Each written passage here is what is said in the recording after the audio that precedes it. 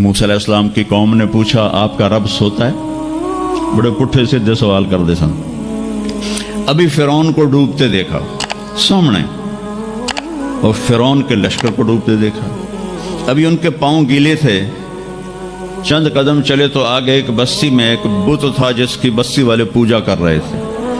تو کہنے کہ موسیٰ اجعل لنا الہا کما لہم آلہہ. قرآن کی آیت ہے موسیٰ ایک ایو جا خدا سانو بھی لے دے اسی میں انہوں متھا ٹیکیے.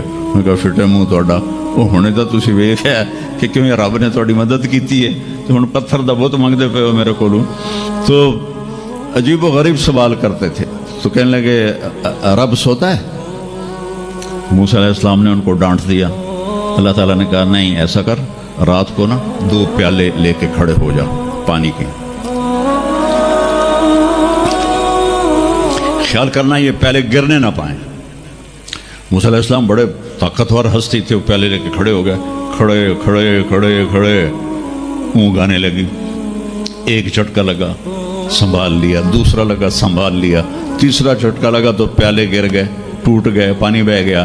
کہ موسیٰ سمجھانے کے لیے تھا اگر تیرا رب بھی سو جائے تو یہ زمین آسمان کے پیالے ایسے ہی ٹوٹ کے بکھر جائیں گے. لا تأخذہ سنۃ ولا نوم، لا تأخذہ سنۃ ولا نوم.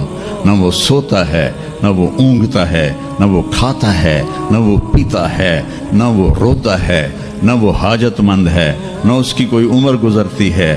وہ ہر قسم کے رنگ و روپ سے پاک ہے، ہر قسم کے زمان و مکان سے پاک ہے، ہر قسم کی حاجات سے پاک ہے.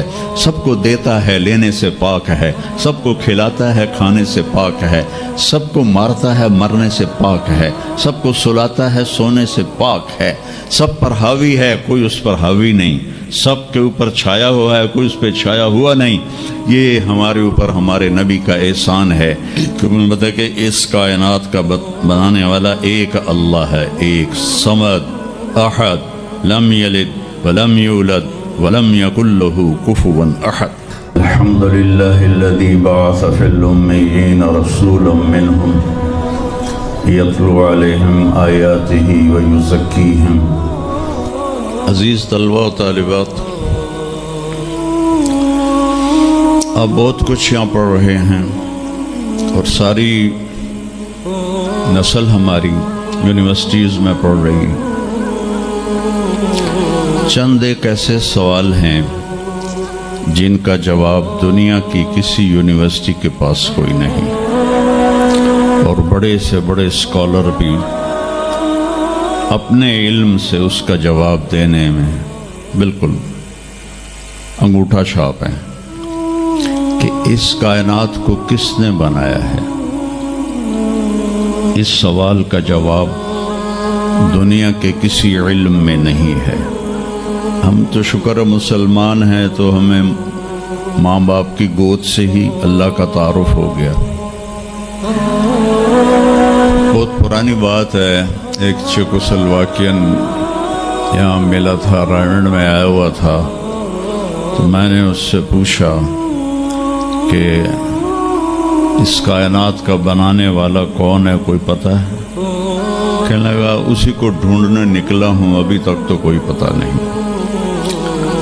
پھر دوسرا سوال ہے کہ اس نے یہ کائنات بنائی کیوں ہے، وہ ہے کون؟ پھر اس نے یہ کائنات بنائی کیوں ہے، اس کا جواب بھی آپ کے پاس کوئی نہیں، کسی کے پاس بھی کوئی نہیں. پھر تیسرا سوال ہے میں کیوں پیدا ہوا؟ میں نے کوئی اپلیکیشن دی تھی؟ ان بچیوں نے کوئی درخواست دی تھی کہ ہم نے لڑکی پیدا ہونا ہے؟ یا ان بچوں نے کوئی درخواست دی تھی کہ ہم نے لڑکا پیدا ہونا ہے؟ یہ عورت بن رہی ہے، یہ مرد بن رہا ہے، یہ دیہاتی ہے، یہ شہری ہے، اور 7 ارب انسان ہیں. سب کی شکلیں مختلف ہیں، آنکھوں کا رنگ مختلف ہے، انگلیوں کے پوروں پر چھپا ہوا پرنٹ مختلف ہے. 7 ارب انسانوں میں سے کسی کا یہ پرنٹ کسی کے ساتھ نہیں ملتا. تو ایسا باریک بین کون خالق ہے جس نے، ہم روشنی میں چیز بناتے ہیں اور اللہ تعالیٰ ماں کے پیٹ کے اندھیروں میں بناتا ہے. یخلقکم فی بطون امہاتکم خلقا من بعد خلق فی ظلمات ثلاث. پھر موت کیا چیز ہے؟ کیوں مر جاتے ہیں؟ پیدا ہونے کی درخواست نہیں دی تھی، پیدا کر دیا. کیوں پیدا کیا پتہ کوئی نہیں. اب مرنا نہیں چاہتے لیکن دائیں بائیں موت کے حملے ہو رہے ہیں. ایک دن مجھ پر بھی ہو جائے گا، آپ پر بھی ہو جائے گا، اور ہم ایک ماضی کی بھولی بسری داستان بن جائیں گے. تم مرتے کیوں ہیں؟ پھر کوئی جلا دیتا ہے، کوئی بہا دیتا ہے، کوئی مٹی میں ملا دیتا ہے، کوئی پرندوں کے سپرد کر دیتا ہے. پارسی وہ اوپر رکھ دیتے ہیں، گدھ آ کے کھا جاتے ہیں. تو یہ موت کیا چیز ہے؟ تھوڑا شروع میں میڈیکل میں نے شروع کیا تھا، تو پھر اللہ نے میرا راستہ بدل دیا.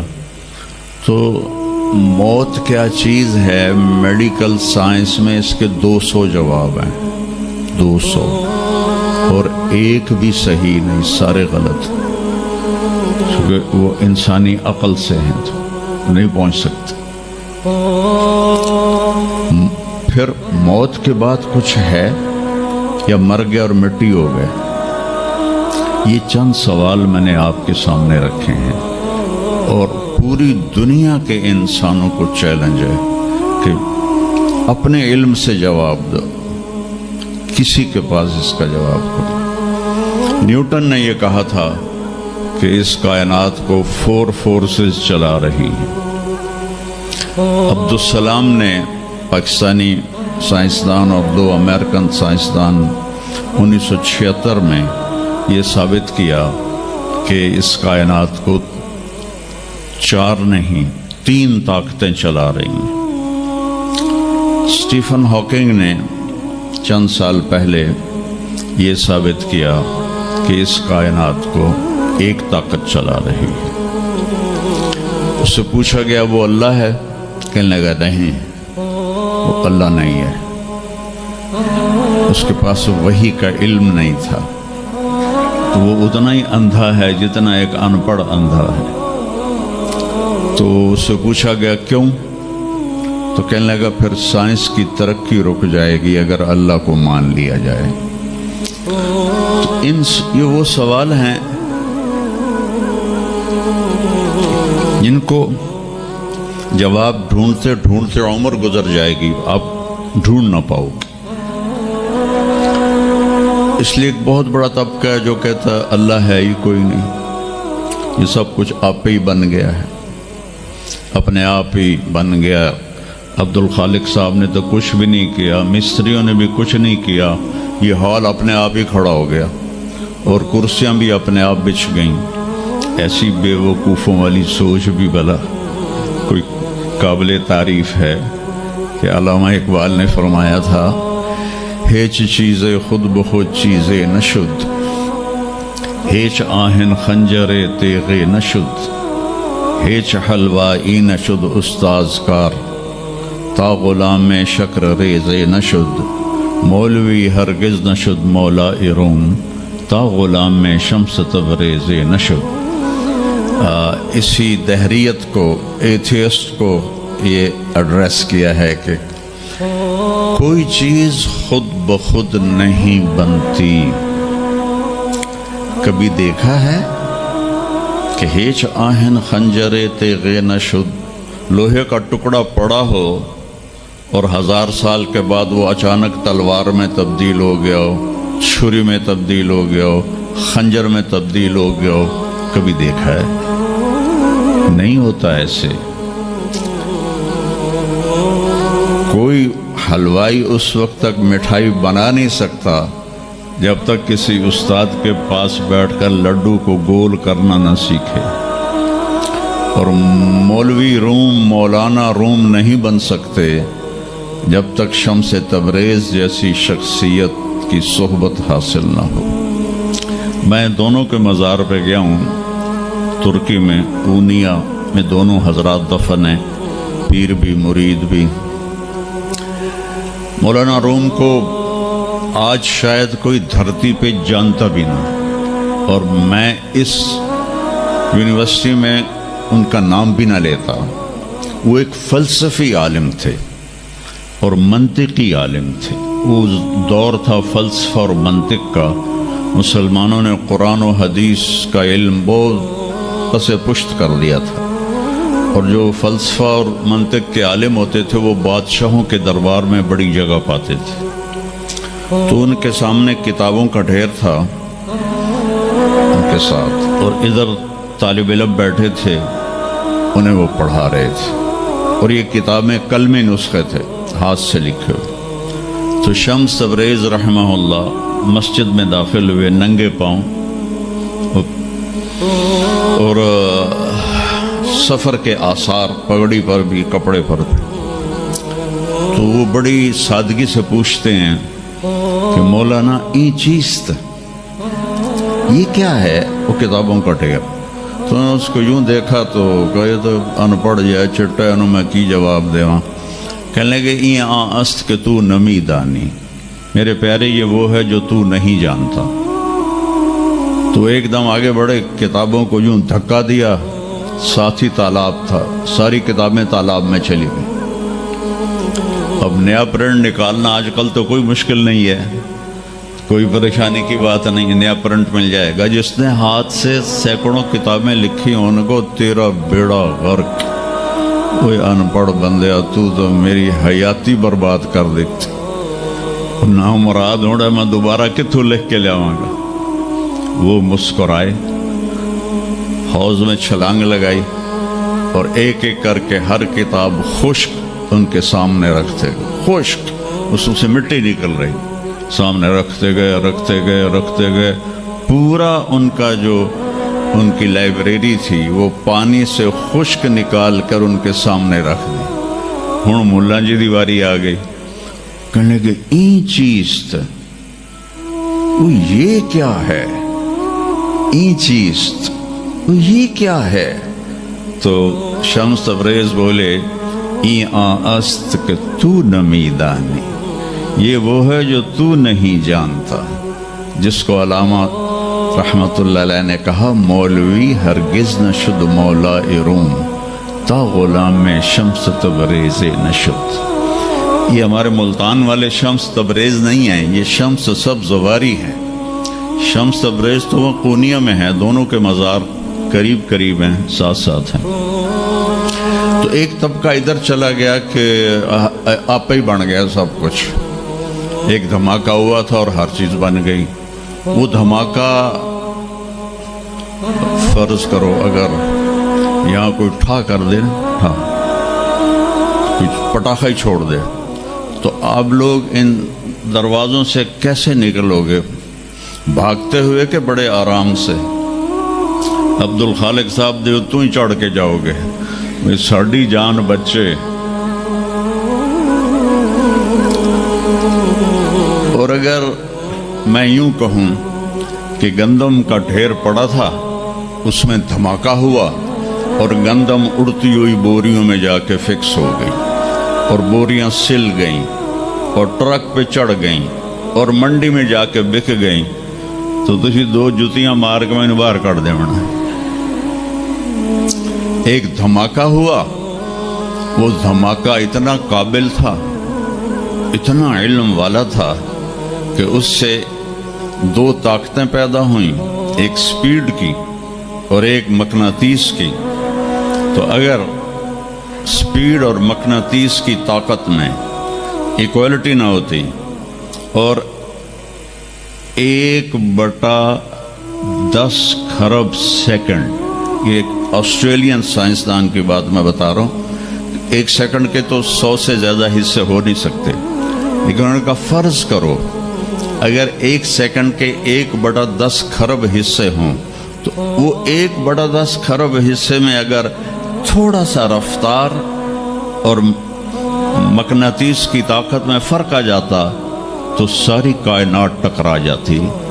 لیکن یہ اتنی سمجھدار، اتنی اعلیٰ پڑھی لکھی کائنات ہے کہ نہ رفتار زیادہ ہوئی کہ پھیل کے فنا ہو جائے، نہ مقناطیس زیادہ ہوا کہ سکیڑ کے پھر زیرو کر دے۔ تو اس بیلنس کو خود بخود قائم ہو جانا، اس تو وڈا کملا کوئی نہیں، بے وقوف کوئی نہیں۔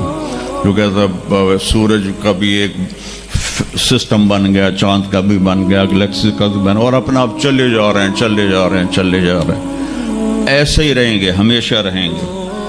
کچھ کہتے ہیں فنا ہو جائیں گے۔ یہاں انسان جاہل ہے، اس جہالت کو دور کرنا سب سے پہلا علم ہے۔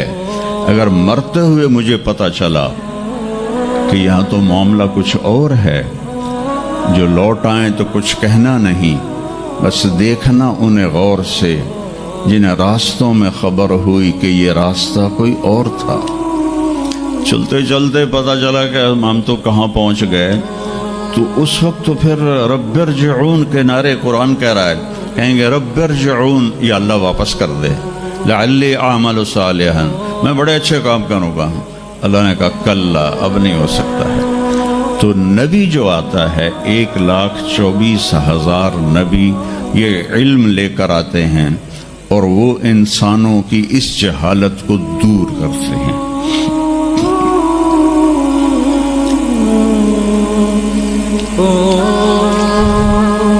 سب سے آخر میں اللہ تعالیٰ نے جناب رسول اللہ صلی اللہ تعالی علیہ وسلم کو پیدا کیا، ان کی زندگی کو قیامت تک کے لیے نمونہ بنانا تھا۔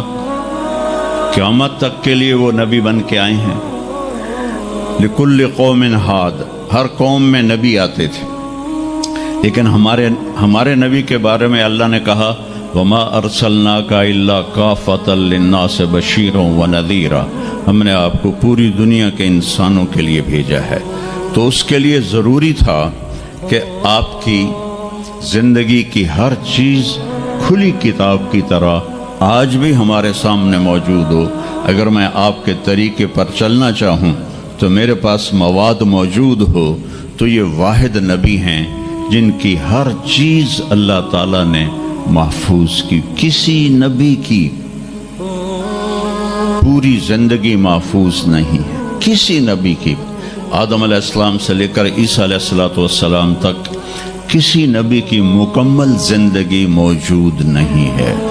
اور ہمارے نبی کی زندگی پیدائش سے لے کر آنکھ بند ہونے تک ایک ایک پل کی زندگی آپ کی ہمارے پاس موجود ہے۔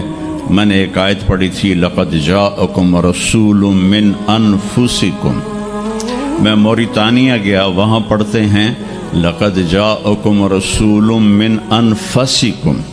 موریتانیہ ویسے تو افریقہ میں ہے لیکن عرب ملک ہے، وہاں سارے یمنی عرب رہتے ہیں سارے، اور پورے موریتانیہ میں آپ حیران ہوں گے ایک بھی بے نمازی نہیں، پورے موریتانیہ میں ایک لڑکا لڑکی مرد عورت بے نمازی نہیں۔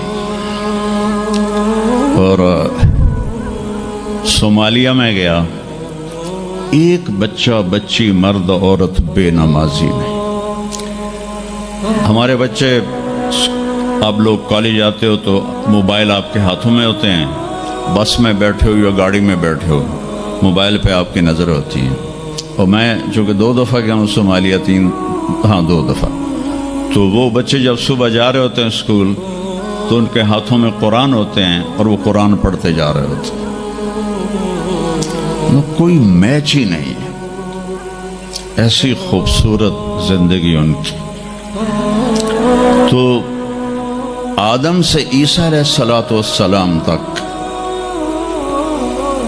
کسی نبی کی مکمل 25 نبیوں کے نام قرآن میں ہیں، 25 آئے تو 1,24,000 ہیں۔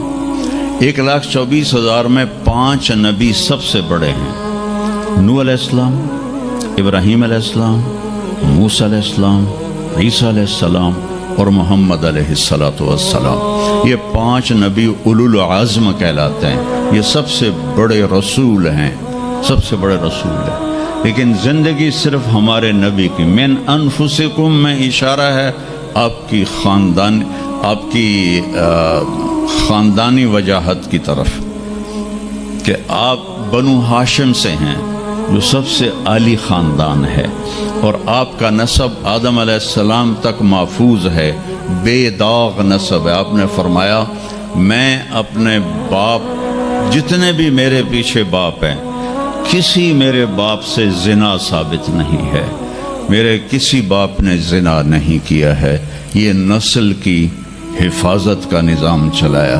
ایک دفعہ میں نے نا ملتان کی ضلع کونسل سے اپنے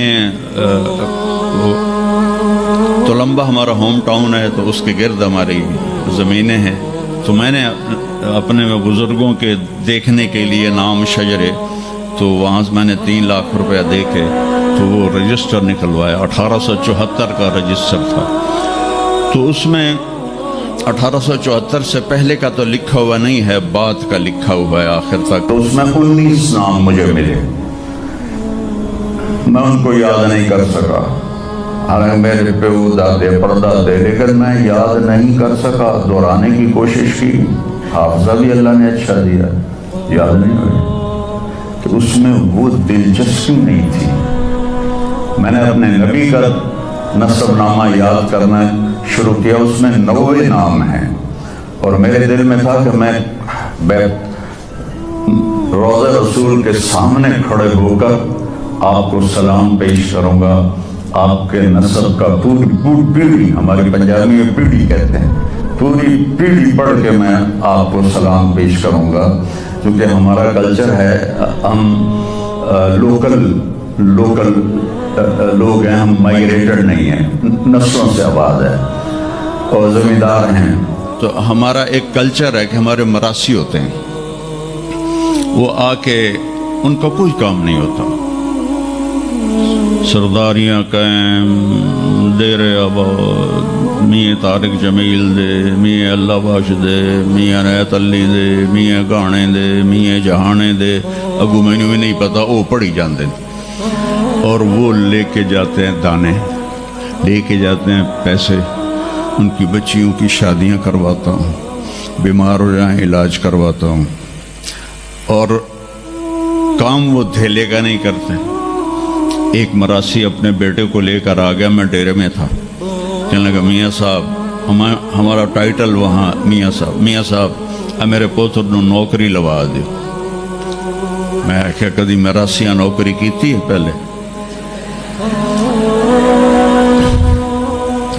کہنے لگا بھوکے مر گئے ہیں، دیرے اجڑ گئے ہیں، زمیندار شہرانوں بڑھ گئے ہیں، تو اتھو سوا کوئی سانو خیرات ہی نہیں لب دی، تو چلو کوئی نوکری کر لوے۔ میں نے اس کے سامنے بیٹھے فون ملایا، فاطمہ شوگر مل کے جو جی ایم تھے، میرے دوست تھے، میں نے کہا ایک بچہ بھیج رہا ہوں، رکھ لو۔ انہوں نے کہا بھیج دیں، لیبر میں رکھ لوں گا۔ تو میں نے اسی طرح کہہ دیا چاچا انہوں لے جا، لیبر اچ رکھ لے سن، بھلا ہوئے سرداریاں قائم۔ چوتھے دن دونوں پھر میرے ڈیرے پر، میں کہا تینوں تو مظفر گڑھ بھیجے آئی تو واپس کیوں آ گیا؟ تو اس کا باپ کہتا ہے میاں صاحب میں سمجھا لیبر کوئی وڈا افسر ہوندا ہے، تو میرا پتر افسر ہو سی، انہیں تو بوریاں چوا چوا چوا دی کنڈ بن چھڑی۔